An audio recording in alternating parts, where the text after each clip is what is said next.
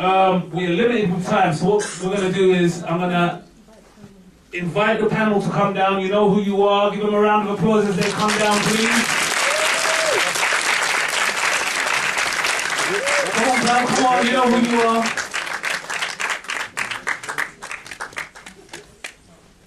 Charmaine, I'm going to hand over to you, and I will control the roving mic, so you need to use that mic. Oh, you need this one? Okay.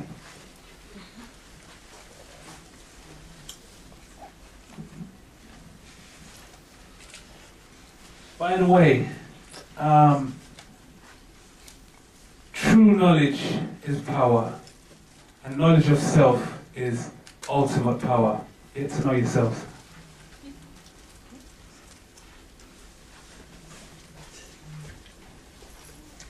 So, greetings, family. So, we just watched the two films. Everybody enjoyed the two films? Yes. Good. So we've got limited time, so I'm just going to ask each panel member to introduce themselves. So we'll start with you, Cynthia. Hello, my name is Cynthia. I'm the producer of Kickin with the Kinks, and I was born and raised in Switzerland, and I moved to the UK for uni, and I'm 25 years old, and yeah. Good evening, everyone. I'm Ansela from My Heritage Holistic Care. I was absolutely honored when Cynthia approached me about the interview for the film. This is my first time seeing it, so it's kind of weird seeing yourself on big screen, but it was really exciting. And I'm so happy to be here back in the UK.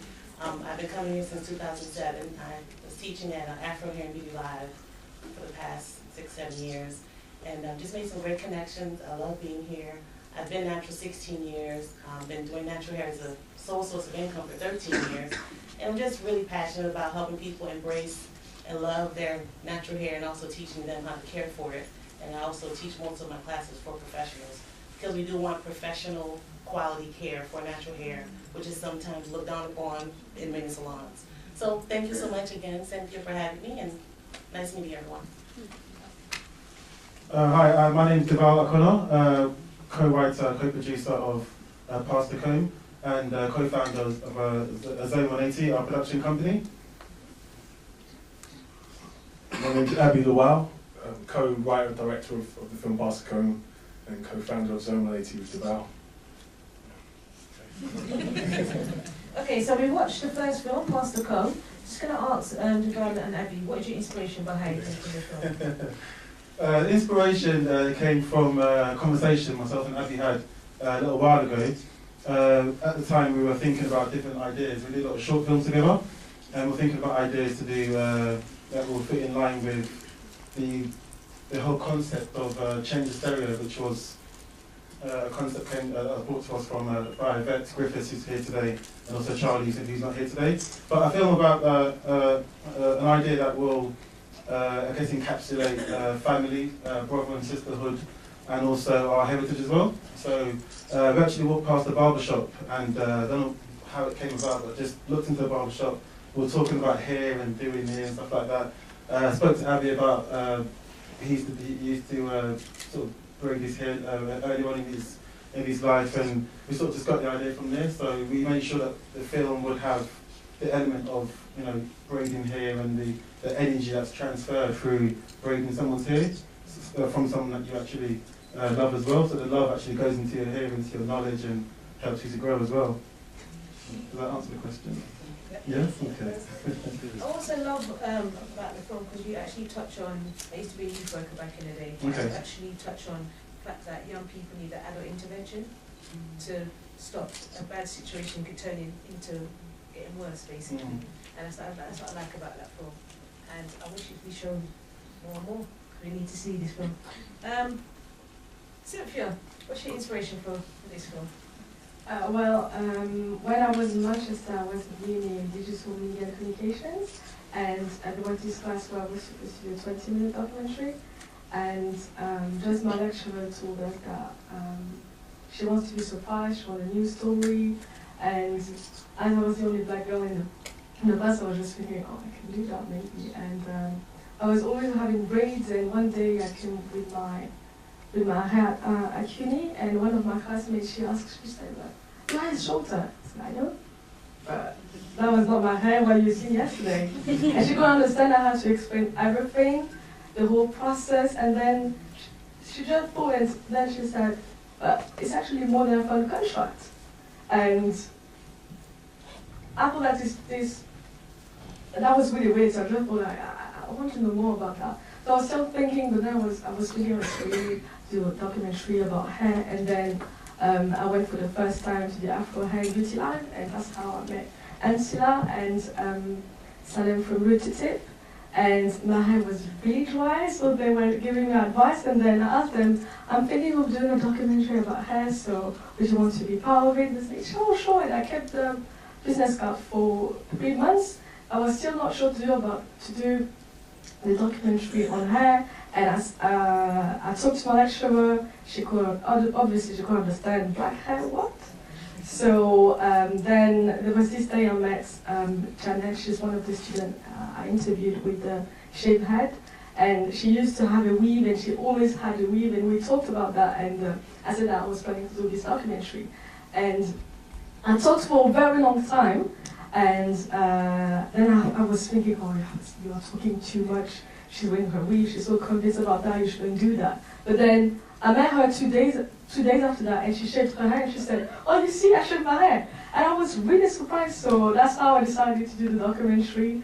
And I didn't show anything to my lecturer until it was done.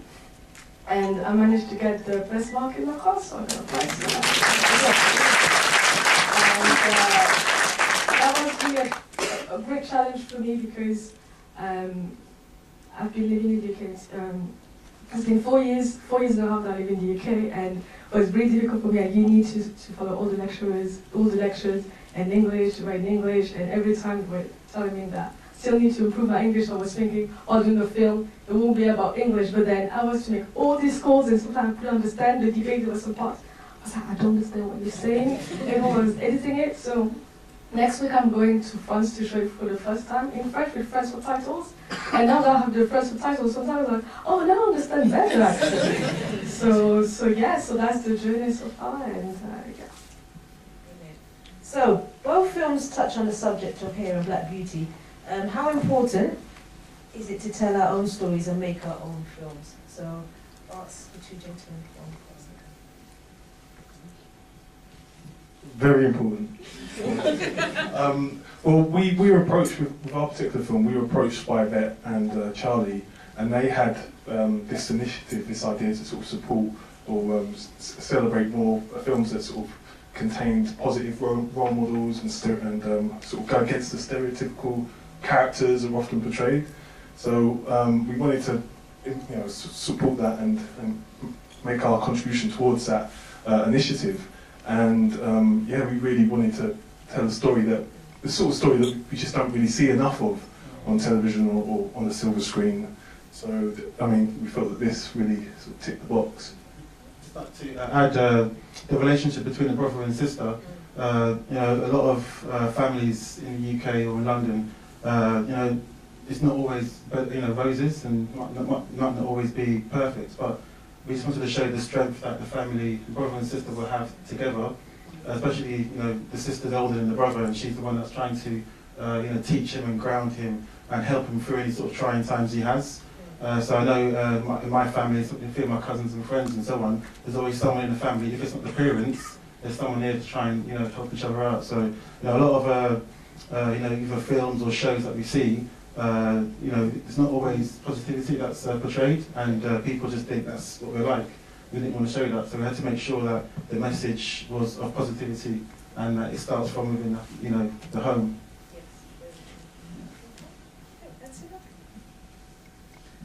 I think that as a professional, I see the transition when women come to me, and it's just a notion, oh, I think I want to go natural.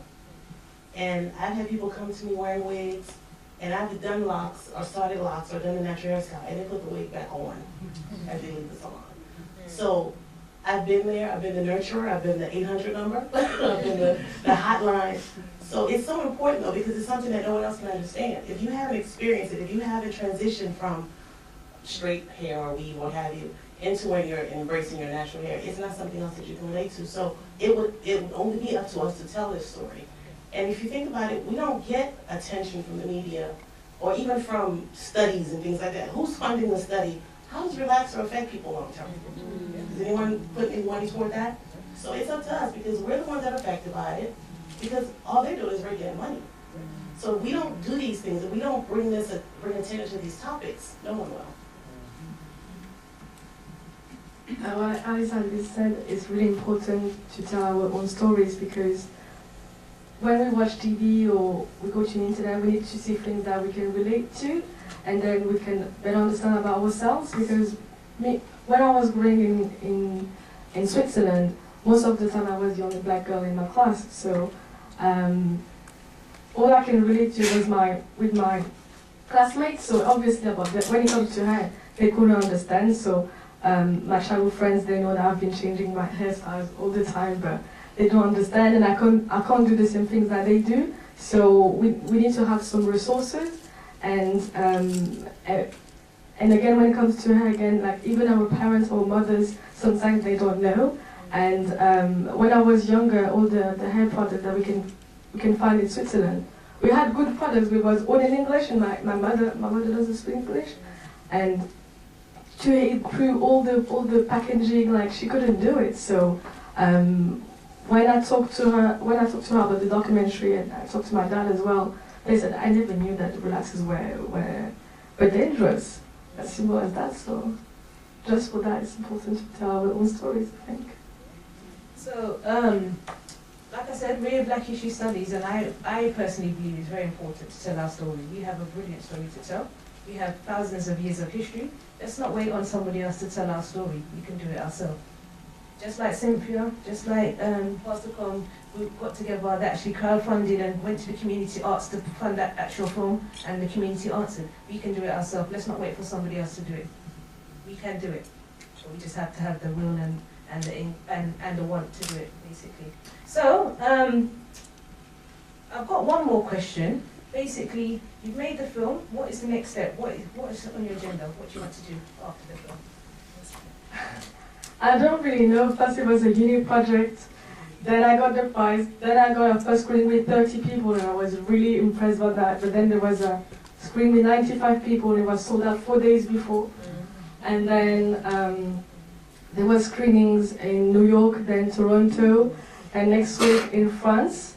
And it's now subtitled, and it's going to be soon subtitled in German. And I have a blog on the same name, and the team is growing.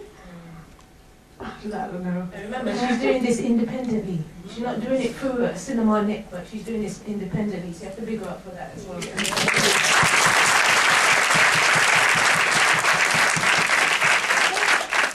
Yeah, I think we need to have a conversation. Yeah, we after the film's done, we enter it into like various festivals and competitions, and put ourselves forward to like societies and groups like yourselves.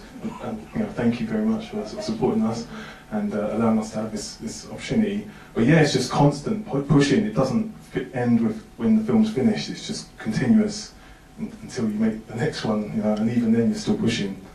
But, yeah. Do you want to talk about what's actually happening though? Yes. Like, Yes, stand up a bit. Stand up a bit. So this is the one of the producers.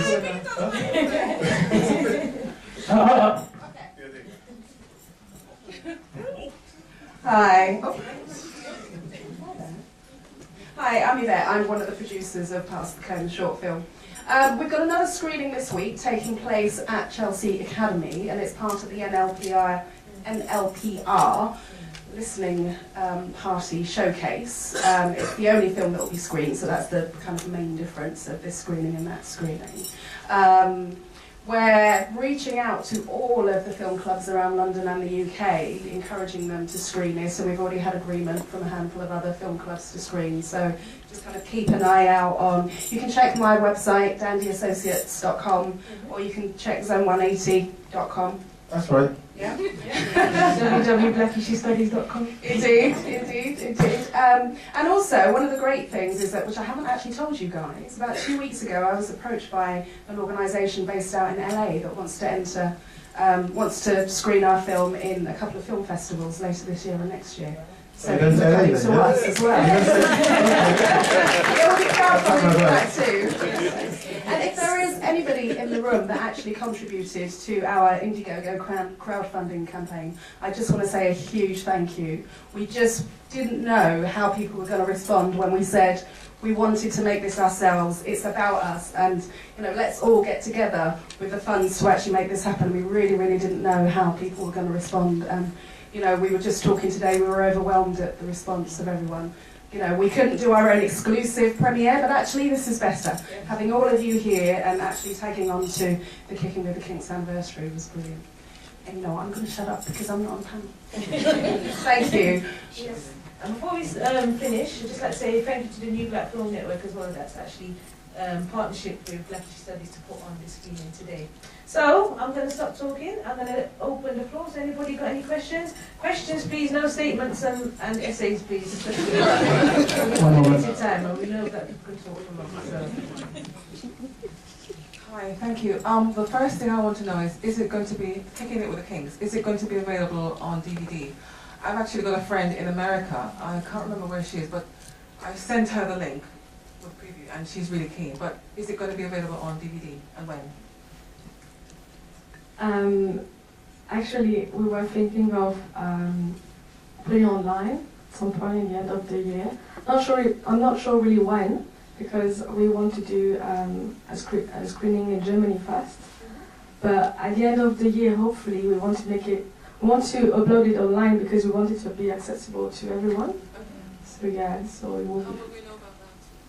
Pardon? How will we know about it? I have a website, I have a Facebook page, I have Twitter, Instagram, everything. So, Yeah, through Black Issue Studies, if you're on our mailing list, you'll get a lot of information anyway, so we'll Yeah. send out the information. Like I said, we always support independent films, so any film that we show, we'll support and tell you when it's been released. We've got time for one more question from the Can I crowd. say something real quick, just to respond to her question? I don't know where your friend is in the States, but we're having a screening in August in DC as well, in Washington DC. So if she's on the East Coast, she may be able to join us. Okay.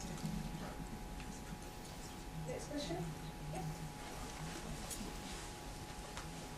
I just wanted to ask a very quick question and run out of time. It's a shame we didn't get more time for questions and answers. It's interesting, it's the first time I met a black woman from Switzerland. So it's the first time we meet, you learn something new every day. But actually, where are you actually from? I mean, I know you're born in Switzerland, but your cultural roots, where are you actually from? from Rwanda. Rwanda. Okay, that's great. One of the questions that you raised, you touched on there in terms of the health studies, in terms of long-term reach or use of relaxer. Is there any actual evidence out there to say it's been done or it has a negative effect on you health-wise? Not to my knowledge. I can't say there's some report that a company has funded and did research and had test studies and so forth, but we all know people that have experienced damage, so we know that it does cause damage. It may not cause damage to every single person, but it does cause damage long-term. So that was the point I was making was, we've been buying these products for years and years and years, but no one has said, hey, let's see if this really, because we talk about it online all the time. So the people that make these products, they know that we've talked about it, but no one says, okay, let's look into this and let's see if it really does. Why? Because we don't matter to them. They don't care if it's causing us damage or not. No other culture uses relaxers. So. And in whose interest is it going to be benefiting? Remember, if you research and look into these products, who is it benefiting? Unless we're going to fund these research, you're not going to find out. And anything that you have to put on gloves, to put into your hair, shouldn't be going on your head, because remember, that's going into your scalp. That's going into your scalp. If you can't you wouldn't take relaxer and put it in your eye or on your skin, because it can either blind you or damage your skin. So why are you putting it in your hair? You've got to look at that. So, Can I just say, we've kind of run out of time, but it's not over yet. Because we're going to be upstairs in the bar having, what's it? Sip and mingle. Sip and mingle, sorry. So you can sip and mingle and carry on the conversation up front and personal with the panel. Can you please give the panel a round of applause, please? And make some noise and scream for my beautiful wife, Charmaine. Come on. And all the ladies, take off your... I'm joking. Scream for me. Come on, come on. Can I quickly say something? Sorry. Okay. We're going to end on Cynthia's note and then we have to clear the building. Go ahead. No, I just want to quickly thank everyone for your support. I really appreciate it. It started with a uni project. And I didn't have any experience in that field. I just bought the camera 1 week before that. So I filmed, edited the whole project, interviewed, and designed even the DVD cover, did everything by myself because I didn't have any money. So I was not expecting all these screenings. So thank you a lot. And yeah, it was upstairs.